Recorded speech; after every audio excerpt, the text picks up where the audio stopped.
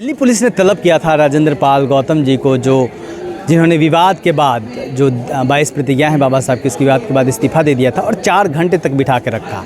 4 घंटे तक क्यों बिठा के रखा, यह बात समझ में नहीं आ रही थी और लगातार बाहर जो उनके कार्यकर्ता हैं, समर्थक हैं, उनका हुजूम बढ़ता जा रहा था। एक बेचैनी भरा माहौल रहा।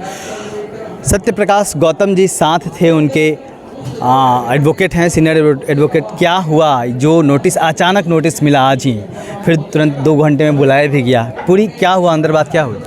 देखिए अशोक जी, जो नोटिस इन्होंने 11 या 12 बजे के आसपास राजेंद्र पाल गौतम जी को दिया, वो नोटिस पहले ही मीडिया में सर्कुलेट इन्होंने कल रात को कर दिया था।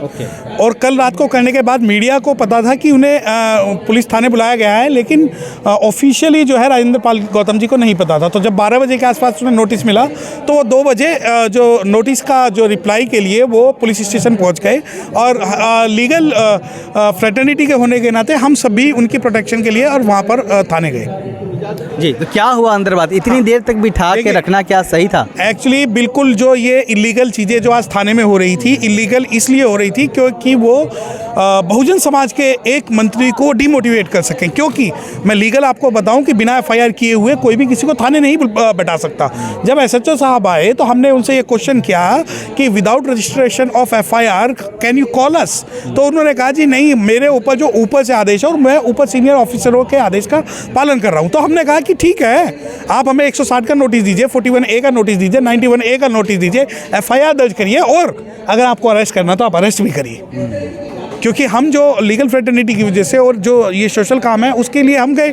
अब प्रॉब्लम ये थी कि उनके ऊपर जो उनके वरिष्ठ अधिकारी थे, वो चाहते थे कि किसी भी प्रकार से हम लीगल रूप से कमज़ोर होएं और उसको कमज़ोरी का फ़ायदा उठा के एफआईआर करके उनको अरेस्ट करें। तो उनका ये मोटो था, परंतु वो चीज़ें सक्सेसफुल इस वजह से नहीं हुई क्योंकि लीगल और भी बहुत सारे लोग वहाँ पर मौजूद थे। लगभग हमारी पूरी टीम, जो लीगल एक्सपर्ट की टीम वहाँ मौजूद थी। तो हम जब उन्होंने 3 सवाल पूछे कि मैं बताना चाहता हूँ कि एक सवाल तो ये था कि क्या इसमें आपको जो पार्टी के वरिष्ठ जो लोग हैं उनको इंटीमेशन दी थी? उन्होंने कहा नहीं।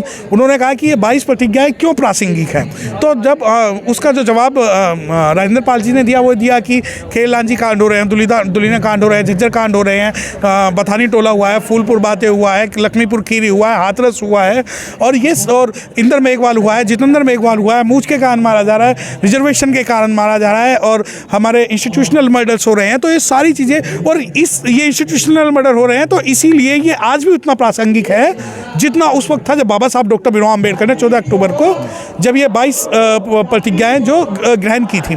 अब उसके बाद वो सवाल पूछते हैं कि क्या इसकी इंटीमेशन आपके वरिष्ठ यानी सीएम साहब को थी? तो इन्होंने कहा जी नहीं, ये मेरा व्यक्तिगत था और हम जो लोग थे हम वहाँ किसी पॉलिटिकल पार्टी के लिए नहीं थे। समाज में अगर 22 प्रतिज्ञाओं की बात है, बाबा साहब की बात है, संविधान की बात है, तो हम उसे नोटिस में क्या लिखा था? नोटिस में लिखा था कि आपको उपरोक्त समय पर आज 2 बजे के आसपास आपको थाने में पेश होना है क्योंकि आपके खिलाफ एक शिकायत आई है। वो शिकायत जो है आदेश गुप्ता जो है बीजेपी के जो प्रेसिडेंट है, दिल्ली प्रेसिडेंट, उन्होंने दी थी और वो उन्होंने एक शिकायत दी और 153A, 153B, 505, 506 और 509 के अंतर्गत में उन्होंने कहा कि इसके खिलाफ कार्रवाई कीजिए। जबकि लीगल प्रोविजन ये है कि if cognizable offence has been made out, police shall register the FIR, but in this case FIR was not registered, but we went there because we were aware that somewhere BJP may harm this social person due to non-compliance of the notice. So we have to comply this notice and we went there and we given our statement. So जी, तो लगातार अब लग रहा था कि वो अब बाहर आ जाएंगे, तब बाहर आ जाएंगे, लेकिन 4 घंटे तक बिठा के रखने के पीछे उनको क्या वजह? उनकी मंशा ये थी कि किसी भी प्रकार से हम लीगल रूप से कमजोर हों या सामाजिक रूप से कमजोर हो तो इनको एफआईआर करके हो सकता है कि इनको अरेस्ट कर ले। ओके, ये भी एक संभावना बनी? नहीं, ये संभावना यही थी क्योंकि जो एसएचओ थे जिन्होंने स्टेटमेंट हमारा रिकॉर्ड किया वो निरंतर संपर्क में थे डीसीपी के।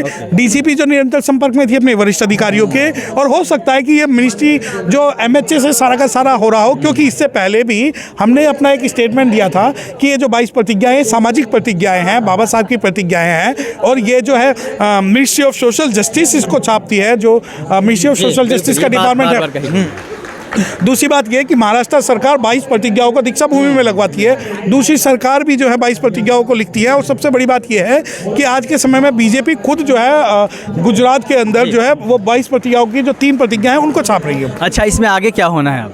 देखिए, इसमें जो भी होगा लीगली, अगर ये एफआईआर करते हैं तो हमें एफआईआर का भी डर नहीं है, और हम चाहते हैं कि इस मामले में एफआईआर हो ताकि ये क्लैरिफाई हो सके कि क्या 22 प्रतिज्ञाएं कहना, बोलना पब्लिकली अपराध है या नहीं, एक साफ हो जाए ताकि बाद में फिर विवाद नहीं। ये विवाद देखिए, अब एक अशोक जी सबसे बड़ी बात विवाद की बात यह है कि हम लोग जो है 22 प्रतिज्ञाओं को बाबा साहब से जोड़ रहे हैं कि बाबा साहब की 22 प्रतिज्ञा है, परंतु ये 22 प्रतिज्ञा बाबा साहब की नहीं, भगवान बुद्ध की है। और अगर ये भगवान बुद्ध की है तो दुनिया के 40 देश हमारे साथ खड़े होंगे। और जो 22 प्रतिज्ञाएं हैं उसके अंदर ऐसा कुछ भी नहीं है। अगर ये अपराध है तो सबसे पहले उन अधिकारियों के ऊपर एफआईआर दर्ज होनी चाहिए जो कि मिनिस्ट्री ऑफ सोशल जस्टिस पर बैठकर जो राइटिंग एंड स्पीचेस छाप रहे हैं या जो पब्लिशिंग कर रहे हैं। दूसरी बात ये कि हम जो है बाबा साहब डॉक्टर भीमराव अम्बेडकर ने जब ये 22 प्रतिज्ञाएं की थी, क्या उस वक्त कोई एफआईआर दर्ज हुई थी? क्या 1956 से आज 2022 के अंदर एफआईआर दर्ज हो सकती है? क्या कोई अपराध की कोई लिमिटेशंस होती है? तो ये बहुत सारी चीज़ें लीगल टेक्निकल टर्म है जिसके अंदर अगर वो एफआईआर करते हैं तो हमें इस बात का कोई डर नहीं है। और मैं बताना चाहता हूँ कि अगर राजेंद्र पाल गौतम जी 22 प्रतिज्ञाएं बोलने के कारण जेल जाएंगे तो हम और हमारी टीम के बहुत सारे लोग उनके साथ जो है जेल भरो आंदोलन करेंगे। जी, बहुत बहुत शुक्रिया। तो ये थे सत्य प्रकाश गौतम जी, वरिष्ठ वकील, जो लगातार संपर्क में थे, अंदर थे और तमाम घटना पर प्रकाश डाला इन्होंने। कैमरामैन विजय के साथ मैं अशोक दास, दलित।